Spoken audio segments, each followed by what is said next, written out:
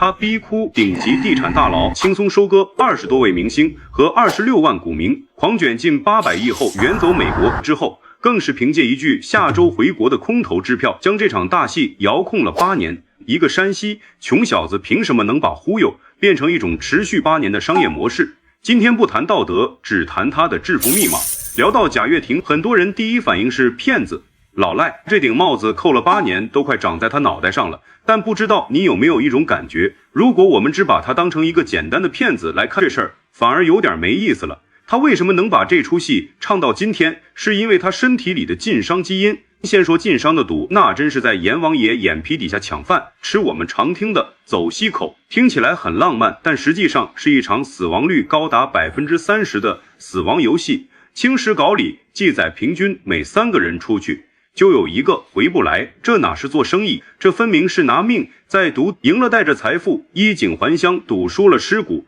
就埋在异乡的黄土里。而2004年，贾跃亭也开始了他的赌性基因。他拿着20万块钱创立乐视网，这本身是一场豪赌，没问题。2010年上市，市值50个亿，赌赢了厉害。但问题出在后面，他的赌局开始变味了。他赌视频网站能干掉电视台，赌乐视手机能干掉小米，赌乐视汽车能干掉特斯拉。他的野心越来越大，但你看他下的注是什么？几乎都是别人的钱，通过一个叫生态化反的宏大故事。他前后后融了超过700个亿，这个游戏的本质变成了用新故事融来的钱，去填旧业务挖下的坑，就像搭积木越搭越高，但只要有一块积木抽不出来，整个塔就塌了。2016年底，乐视资金链断裂的新闻一出，这个塔瞬间塌了。结果呢，供应商的货款没结员工，工资被拖欠投资人的钱血本无归。贾会计自己呢跑去美国造车了，留下一个下周回国的梗，一玩就是8行10东爱饭年。你看他的赌性依然在 FF91，不又是一场豪赌吗？但这次的赌注还是别人的钱和信任赌，赢了他或许能上演王者归来，赌输了承担代价。对到时依然是那些债权人和投资人，这就出现了一个最核心的区别。晋商是赌输了自己扛贾跃亭，是赌输了别人亏，最典型的就是地产大佬孙宏斌，老贾没实过的灵性巨老巨，有用什么高深的科技，而是对人性的精准拿捏。几个关键杀招成功拿下孙宏斌。第一招叫现实抢购，心里2016年底乐视表面看红红火火，但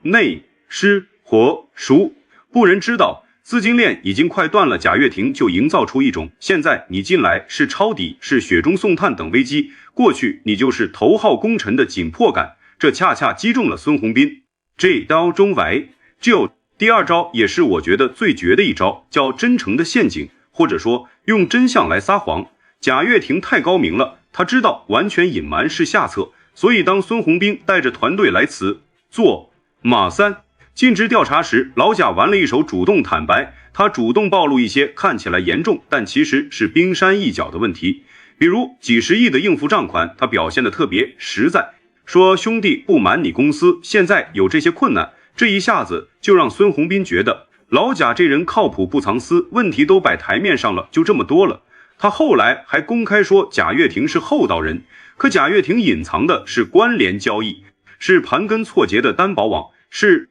整个体系下的资金黑洞。孙宏斌以为他跳进去是填个小池塘，结果下面连着马里亚纳海沟。这告诉我们，最高明的骗术不是全盘造假，而是9分真一，内道分道生分假，用一大堆事实包装那个最致命的谎言。这种影帝级的表演防不胜防。第三招就是经典的金蝉脱壳，等孙宏斌的150亿一到账，这声钱就像水泼进沙漠，瞬间就没影了乐视的窟窿，反而因为这笔钱的注入暴露出更多问题。这时候贾跃亭使出了终极一击，他去美国开个下周就回时 ，no 都是驱火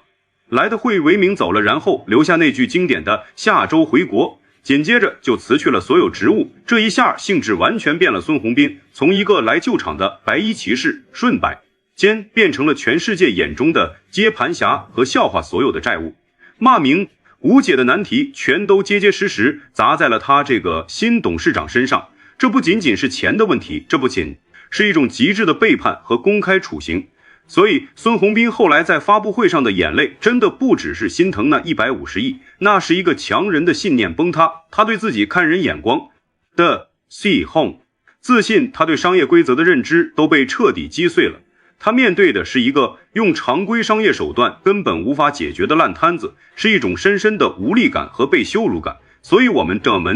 到底该怎么看老贾这种赌性？我的个人观点是能伤己不能伤别人。贾跃亭和晋商还有一个特别像的地方，就是他们都太会画饼了，但区别在于晋商画的饼是用100年的煎广东时剁饭，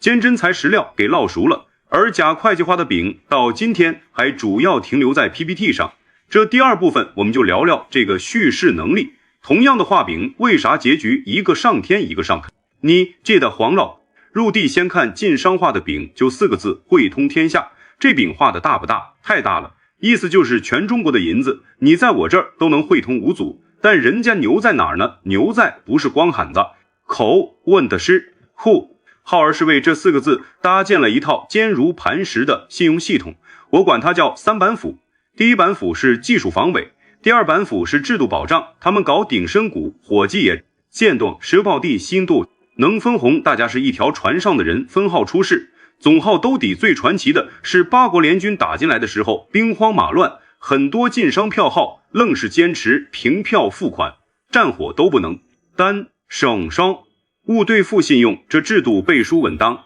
第3板斧最厉害是文化认同，就是把诚信刻进了骨子里，所以汇通天下。这个故事是用了上百年的时间，靠着一桩玩了一懂饭一件件实打实的兑现，才把这个饼烙成了流传后世的金字招牌。这不是画饼，这是用生命在烙饼呢。我们再回过头看看贾跃亭画的饼叫生态化，反这词儿听着就更悬了，意思是乐视的视频、电视、手机、汽车、体育这些业务搁一块儿能产生化学反应，形成一个无敌的生态闭环。这故事在2015-2016年太性感了，性感到乐视市值冲上1500亿，融了700多个亿。但问题来了，它这个饼底下撑着的3根柱子全是软的第一技术代差。晋商有密压防伪，贾跃亭有密压防伪。贾跃亭红多事多，兴业多，啥有 PPT FF91 在2017年 CES 展上惊艳亮相参数，吊打特斯拉可，那会儿车还没影子呢，光靠渲染图和 PPT 就收了1.4万个订单。乐视还搞建过西安董路区块链实验室，结果也是雷声大雨点小第2制度空心化晋商的分号风险，隔离玩得明明白白。乐视呢是拆东墙补西墙，手机业务巨亏，用汽车业务将到行的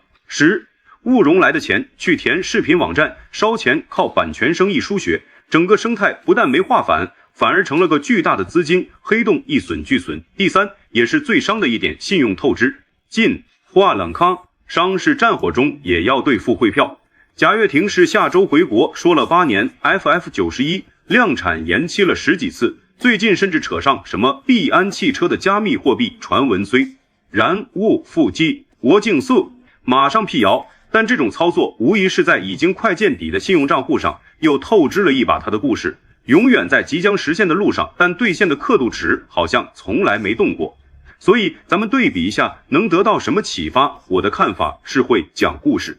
会画饼从来不是罪过，甚至是伟大企业家的必备技能，但核心在于你讲的故事是叫愿东景还是叫画饼，唯一的判断标准就是时间这把尺子亮得出针，信用也亮得出。贾大空晋商的汇通天下在时间的沉淀下产生了信用零，复利像滚雪球一样越滚越大，而贾跃亭的生态化反在时间的考验下呈现出信用衰减故事，越讲越没人信。这告诉我们一个最朴素的道理，不管在什么时代，商业叙事的终点不是你 PPT 多炫，发布会多酷，而是你吹过的简网路牛到底实现了几个真正的画饼，不是描绘一个多美好的未来，而是让那个未来真的能如期而至。说到底，晋商是用100年把4个字烙成了金字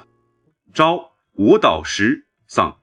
牌，而贾跃亭是用10年把一句话变成了债务泥潭里的碎片。这其中的差距就是信用二字的千钧重量。除此之外，贾跃亭和晋商最核心的一部分，唠叨信托领进散道，就是杠杆游戏。你会发现他们玩的其实是同一套东西，但一个玩成了流芳百世的金融帝国，一个玩成了下周一回国的江湖传说。最关键的区别就唐王俩字时代，先看晋商是怎么玩杠杆的，那叫一个古典而优雅。最典型的例子就是票号，比如祖师爷日升昌本金就3万两银子，愣是通过汇兑西欧铁奥廷丧斗，业务撬动了全国300万两的资金，流动杠杆上百倍。它的模式说白了就是借新还旧，用新储户存进来的钱去支付老储户要取走的钱，中间赚个大差。